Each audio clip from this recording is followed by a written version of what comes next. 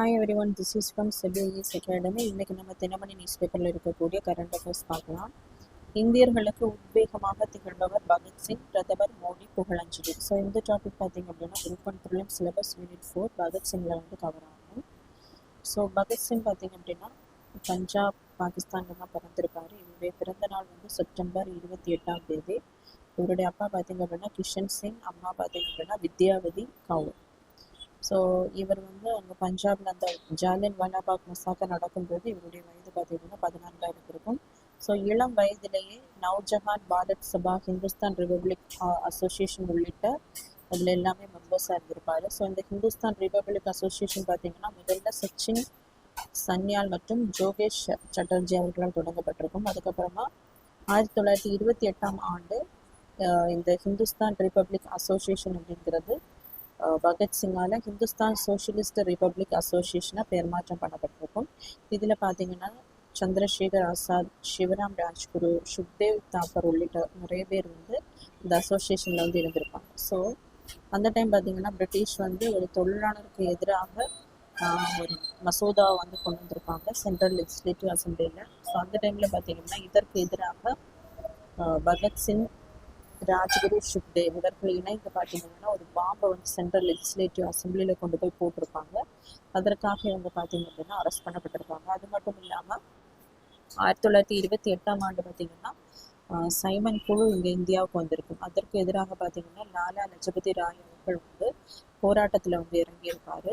So அவரை வந்து ஒரு பிரிட்டிஷ் அஃபிஷியல் எஸ்பி ஸ்காட் பார்த்தீங்க அப்படின்னா அவரை நிறைய வந்து அடித்து பகத்சிங் வந்து அடுத்து இறந்தும் போயிருப்பார். ஸோ அதை மனசில் வச்சுட்டு பார்த்தீங்கன்னா அவரை அட்டாக் பண்ண போகும்போது இன்னொரு பிரிட்டிஷ் அஃபிஷியல் சாண்டர்ஸ் அப்படிங்கிறவரை அவங்க மாற்றி கொலை பண்ணியிருப்பாங்க. ஸோ அந்த கேஸ் தான் என்ன சொல்லுவாங்க அப்படின்னா செகண்ட் லாகூர் கான்ஸ்பிரன்சி கேஸ். ஸோ அதுலேயும் இவர் வந்து லாகூர் சிறையில் வந்து அடைக்கப்பட்டிருப்பார்.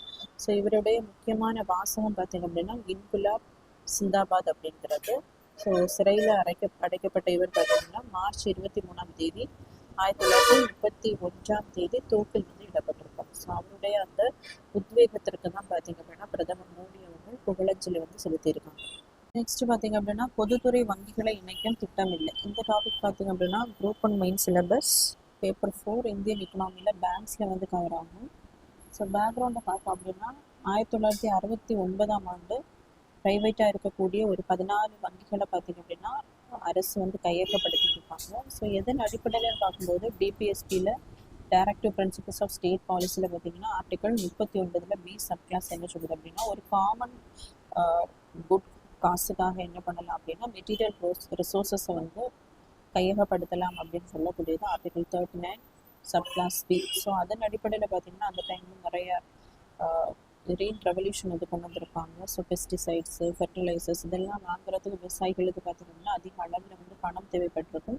ஸோ பேங்க்ஸ் எல்லாம் அப்போ ப்ரைவேட்டாக இருந்ததுனால பார்த்திங்க அப்படின்னா அவர்களுக்கு தேவையான அந்த முதலீடுகளை வந்து பெறுவதற்கு விவசாயிகள் வந்து கஷ்டப்பட்டிருப்பாங்க. ஸோ அதற்காக தான் பார்த்திங்க அப்படின்னா அரசு வந்து அதை கையகப்படுத்தி விவசாயிகளுக்கு பார்த்திங்கன்னா நிறைய லோன்ஸ் வந்து ப்ரொவைட் பண்ணியிருப்பாங்க. அதுக்கப்புறமா பார்த்திங்கன்னா திரும்பவும் 1980 ஒரு 6 பேங்க்ஸ் வந்து மறுபடியும் இதே ஆர்டிகல் பேசிஸில் வந்து நேஷனலைசேஷன் பண்ணியிருப்பாங்க. அதுக்கப்புறமா 2019 பார்த்திங்க அப்படின்னா பேங்க் ஆஃப் பரோடா கூட விஜயா தேனா பேங்க் வந்து இணைத்திருப்பாங்க.